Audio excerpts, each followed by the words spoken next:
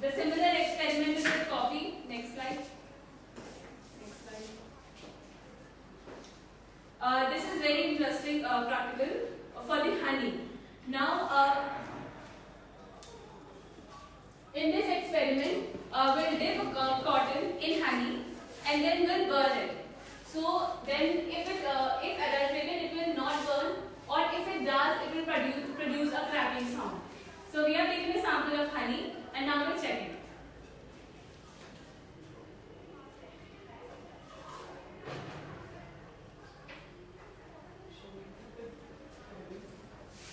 So here it's the cotton. It has been dipped in the honey. Bolo. The dip cotton. Here is the cotton which has been dipped in a honey. So we'll check it out. If it's make a popping sound, the cracking sound, it means it is adulterated.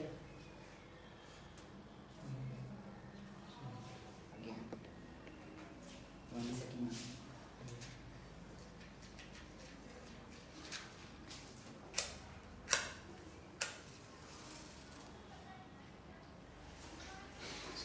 This is a cotton which is burning, not actually the honey. So this proves that this is not a pure honey, though it's partially adulterated. It has made a little bit of popping sound. So as it comes from a good brand. So yes, it is not fully adulterated, but yes, for up to a certain extent it is. It is not very pure. As we have seen, so we can claim that is it from bees or is it from factory? We can certainly sure that it comes from a factory and not from the bees. And now we will continue with the another example. Now comes the milk side, which is very interesting. We'll add a few drops of iodine in a sample of milk. I have a sample of milk in my hand and adding it to the test tube.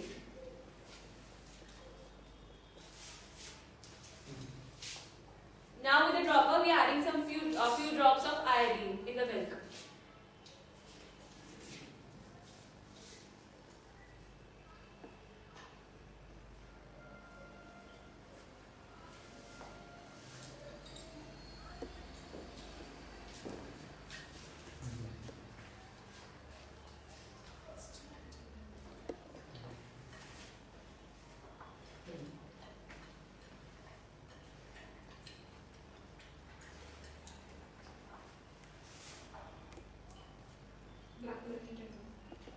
So as you see, it is not turning bluish black, but then it's a residue of the iodine here, as we see. So this shows that this is not adulterated, and I can also assure that the milk we drink from canteen or the coffee we drink from canteen is not adulterated because we got this milk from our canteen. Next slide, please. Okay, another interesting part is coming to sweets. Now we have a sample of rasgulla, and now we're going to add few drops of iodine.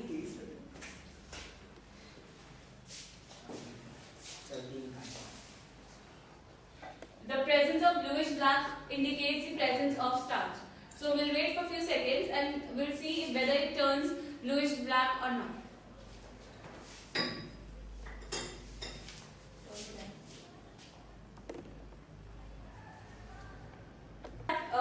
Except the color of iodine, which is purplish, we can see some bluish shade coming out. This shows that this rasgulla is somewhere adulterated. It has the presence of starch.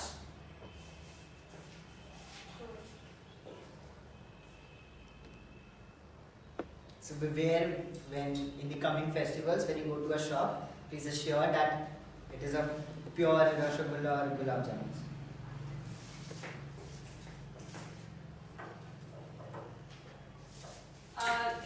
There is also a simple experiment we can do with sugar. So we are taking a sample of sugar and we are adding it to water, and we'll check if something settles down. It means that something is impure. If we clearly see, we can see some residue here. If I dissolve it properly, we can see it more clearly, but though we don't have it something to dissolve, to stir. So here we see the residue. So this shows it may have chalk powder. So the sugar has adulterated, sugar is adulterated, it may have impurities like chalk powder. And then similar with rice, We can check with rice. Next. Yeah. We'll take some water and we'll add rice. We'll take some water and in a beaker, or in your you can take in your glass or in any container. And if rice goes to the bottom very fastly, this shows that there may be some marble pieces in it. So this shows the adulterated rice. So actually these were few very small experiments just to aware the comments that by doing all this little stuff we can be cautious with our health and we can be healthy enough and not be consuming these adulterated products. Now adulteration in food stuff and its harmful effects, I would like to call Vinay Rana to explain further. Good afternoon everyone. Adulteration in food stuff and its harmful effects. So these were some normal experiments, the basic experiment. Now we'll match some food articles with the common adulterants and the harmful effects in it. So for like already said, milk, unhygienic water and starch. Khoa, starch and less fat. Edible oils, argan oil, and these are some harmful, the adulterants. Same way, every adulterant has its harmful effects on the body. Like if Bengal gram dal is the adulterant cases are cause cancer. Imagine cancer. A little adulterant can cause a cancer. What would be the health? So please next slide. Oh. So actually it looks very pretty, fascinating how the public can be deceived, but as you can see this lady is so happy by consuming this tomato, but the point where the adulteration matters is the point that after consuming whatever she is eating, whether she remains healthy or not is the point where adulteration matters.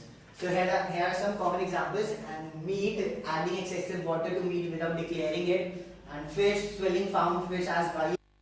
And vegetables are daily, which we consume daily, selling conventional produce as organic. Eggs, selling battery farm eggs as free range. Cheese, using as you see on the roads, the Dawakhana, Shahi Dawakhana on the roads, which claim that they have been living over there for 100 years and they have been helping people to be helpful in their health. So anytime don't trust these ones, as it may lead to nervousness, indigestion, chest pain, seizures and even coma. So beware, be healthy, start eating healthy, start behaving healthy, and stop thinking and talking, start acting. It would be beneficial for your health only. Thank you. Question? Any question? Any questions? If you want to ask? Anyone? Okay, thank you. Thank you. By this we wind up our presentation. While buying a product from the market, how do we get to know whether it is adulterated or not? Actually, checking the marks, ISI mark, AG mark, FU, all these are marks ensures it is like an insurance for you.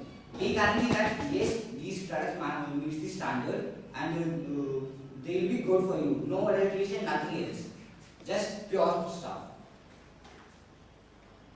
So your awareness makes you healthy. Yeah, your awareness, it's you who will take your decision, it's you who is to decide. Thank you.